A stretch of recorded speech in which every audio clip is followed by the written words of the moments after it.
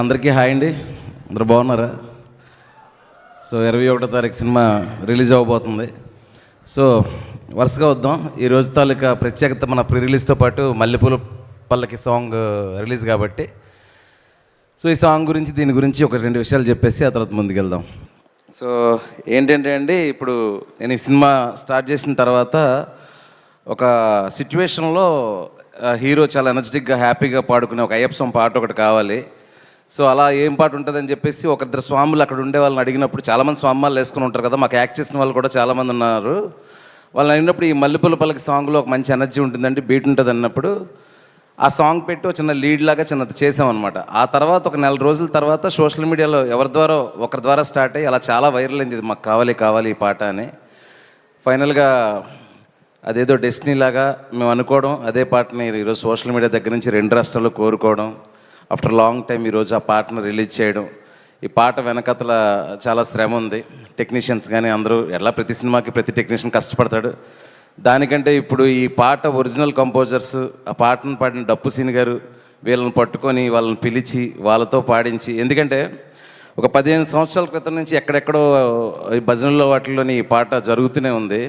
సరే, ఇప్పుడు ఈ పాటని ఇప్పుడు మనం ఒక ప్లేబ్యాక్ సింగర్తో పాడించి ఈ పాటని 15 సంవత్సరాలు విన్న వాళ్ళకి సడన్గా ఆ వాయిస్ మ్యాచ్ అవ్వకపోయినా, లేదంటే ఆ వైబ్ వేరు కదా, ఈ వైబ్ ఏంటి వేరేగా ఉందని అనిపించకుండా, సో వాళ్ళ క్రెడిట్స్ వాళ్ళకే ఇచ్చేసి ఆ సింగర్ కానీ లిరిక్స్ కానీ వాళ్ళని చక్కగా పిలిపించి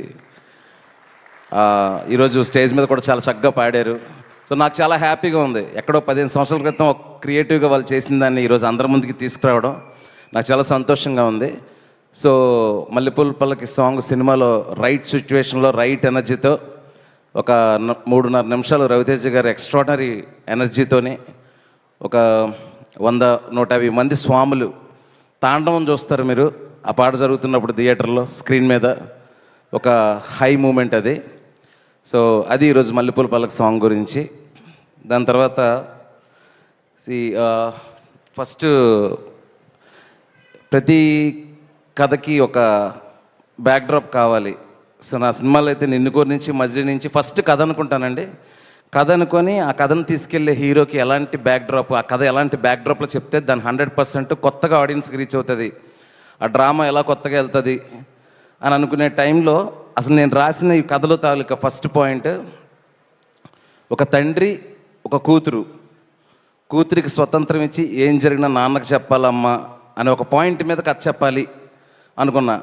సో ఆ నాన్న ఎలా ఉండాలి, బాగా చదువుకొని ఐఏఎస్ ఆఫీసర్ అలా కాదు, ఒక నార్మల్ మన ఊర్లలో ఉండే ఒక ఆటో డ్రైవరు, వ్యాపారం చేసుకునేవాడు, లేదంటే అలాంటి అతనికి ఒక డ్రింకింగ్ హ్యాబిట్ ఉండి చాలా మంచోడు ఉండి కూతురంటే విపరీతమైన ప్రేమ ఉండి అలాంటి వ్యక్తి చుట్టూ